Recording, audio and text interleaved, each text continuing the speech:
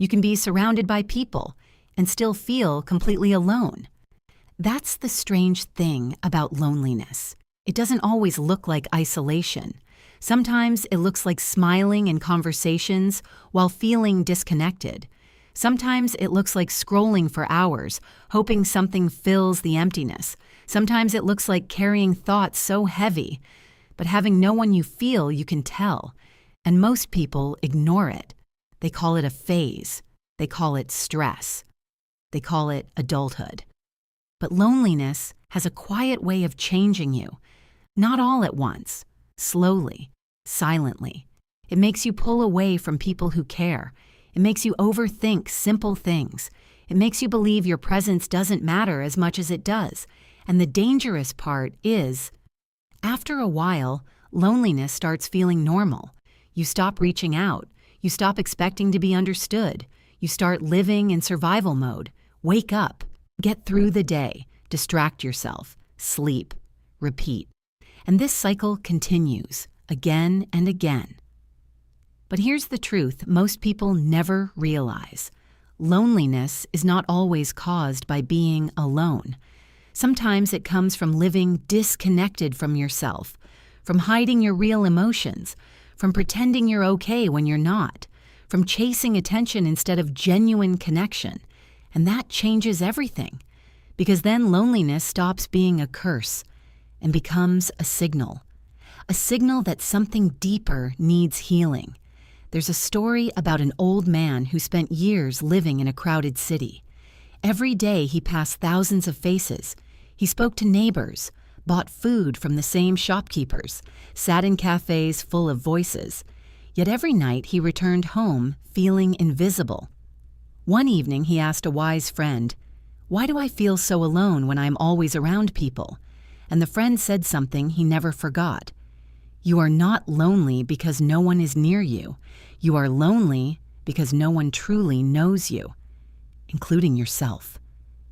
That truth hit him hard, because all his life he had hidden fears, hidden dreams, hidden pain.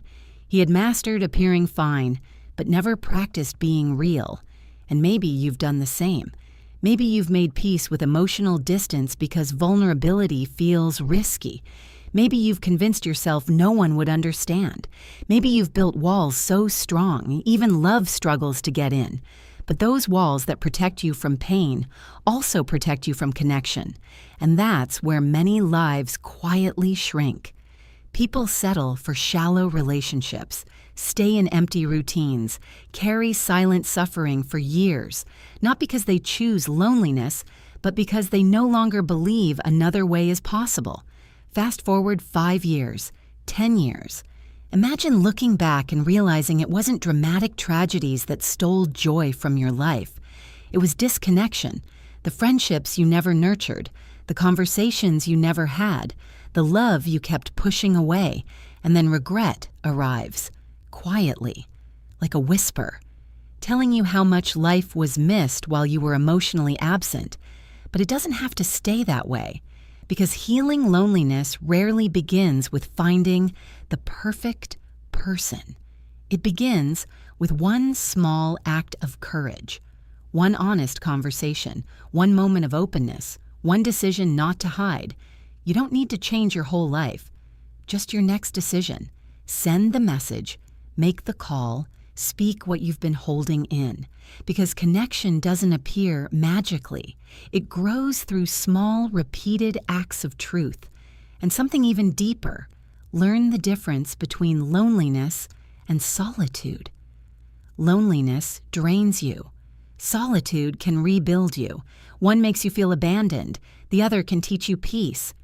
When you learn to sit with yourself without escaping, without numbing, without judging, you stop needing the world to constantly confirm your worth.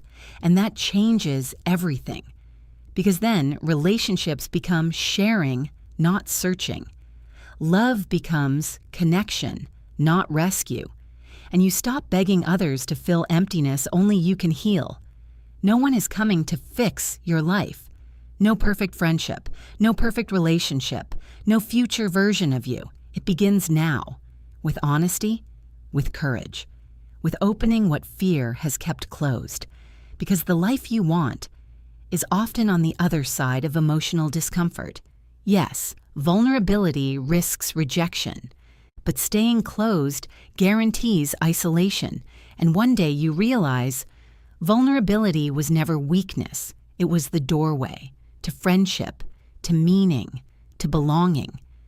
Maybe loneliness has been teaching you something, that what you truly need was never more distraction. It was depth, presence, truth. And maybe the greatest lesson is this: being alone is not the worst fate. Living disconnected from your own heart is. So stop waiting for life to force a change. Make one move today.